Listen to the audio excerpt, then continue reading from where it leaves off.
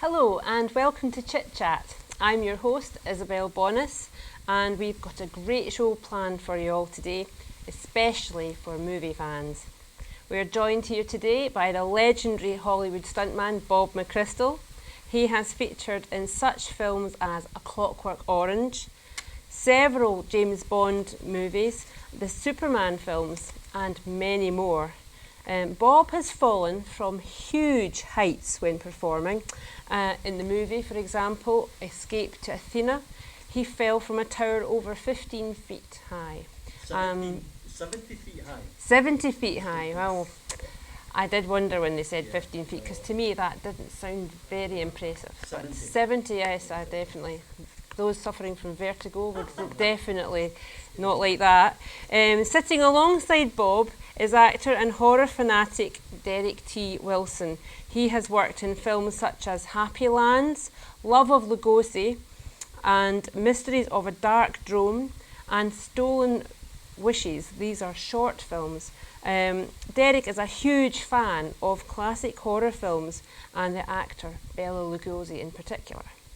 So, before I talk to Bob about his work, let's have a look at some of his stunt work.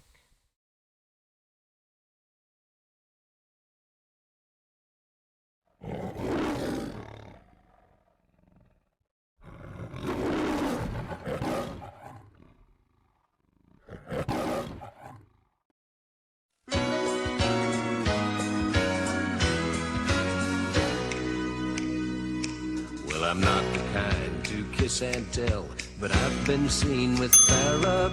I've never been with anything less than a 9. So fine, I've been on fire with Sally Field, gone fast with a girl named Bo, but somehow they just don't end up as mine. It's a death-defying life I lead. I take my chances. I die for living in the movies and TV. But the hardest thing I ever do is watch my leading ladies kiss some other guy while I'm bandaging my knee. I might fall from a tall building, I might roll a brand new car, 'cause I'm the unknown stuntman that made Redford such a star.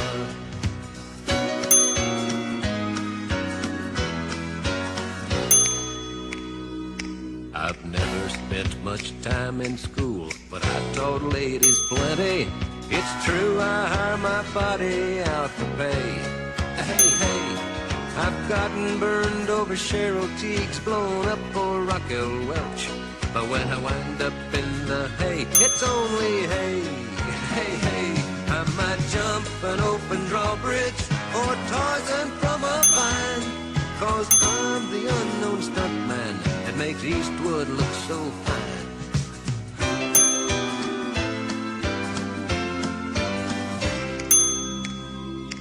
They'll never make me president, but I got the best first ladies.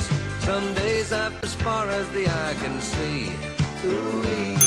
A morning dive with Jackie Smith, I crash in the night with Cheryl, but in the end they never stay with me.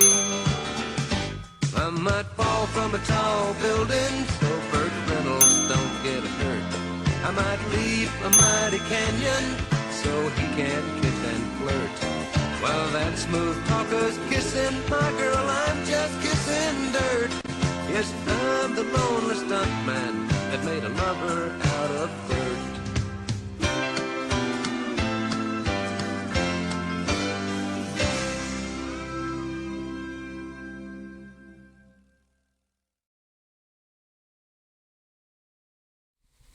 Hello, so Bob, that was quite a selection of movies that we saw there.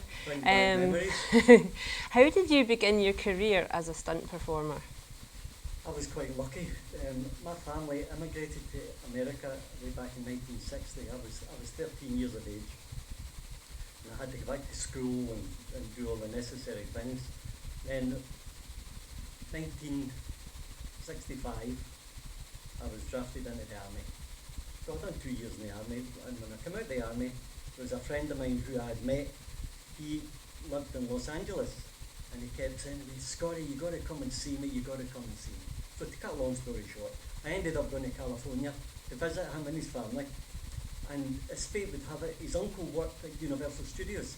He was one of the props men. And he says, that I was asking about, you know, what likes being working in Hollywood and things like that. And he says, why don't you come along and see? And I says, oh, I'd love to. So he took us to the studio on a day they were making a movie called The 300 Spartans with an actor called Richard Egan. I'll never forget that. And I was standing there watching all these people knocking lumps out of each other with swords and everything. And I says to George's uncle Pat, I says, these actors, I mean, where did they get all that? They said, no, they're extras. They're called the crowd people, Bob. And I says, how could I get a job like that? He said, well, you've got to go to an agency. Again, I travelled all, they gave me all the list of agencies in Hollywood, and I went to all agencies. And it was basically, don't call us, we'll call you, because I didn't know anything. And I had to get pictures taken, and I had to do that, and I didn't have any money. So there was about three names left on my list, and the one that I picked was called Richard Productions. It was a Sunset and Vine.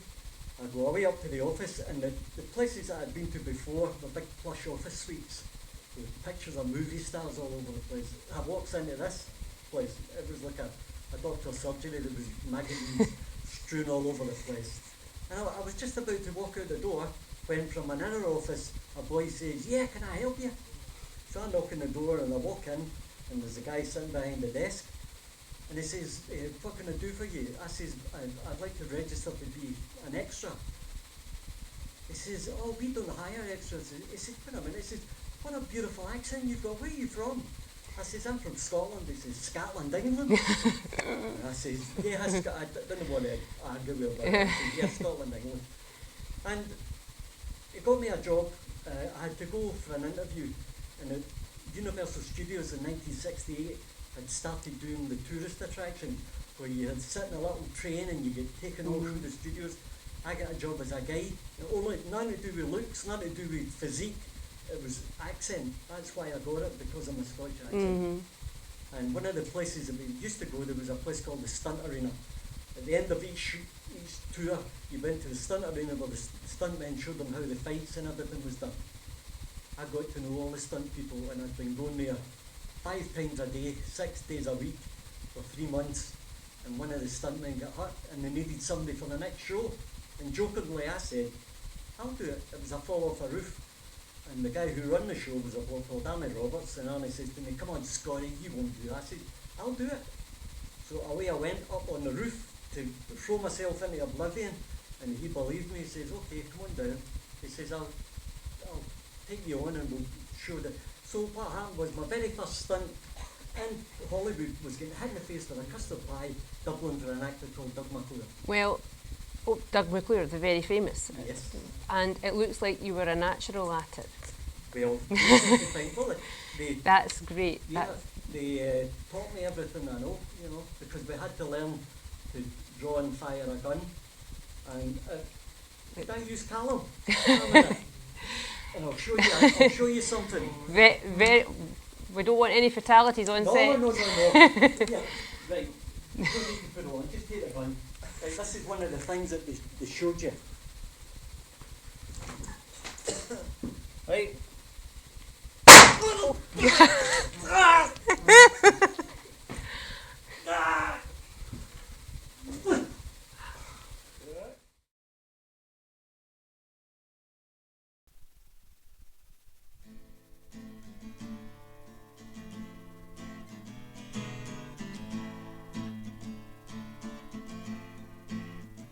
Shorty get down, good lord. Baby's got him open all over town. Strictly business, don't play around, cover much ground. Got game by the pound. Getting paid is a forte, each and every day. True play away, can't get him off of my mind. Think about the guy all the time. East side to the west side, that rise ain't no surprise. He's got the stash, stacking up the cash fast. When it comes to the gas, I like the way you work it, no diggity. Gotta bag it up, baby. Like the way you work it, no diggity, gotta bag it up. I'm gonna pop some tags, only got $20 in my pocket. I'm hunting, looking for a come up, this is freaking awesome.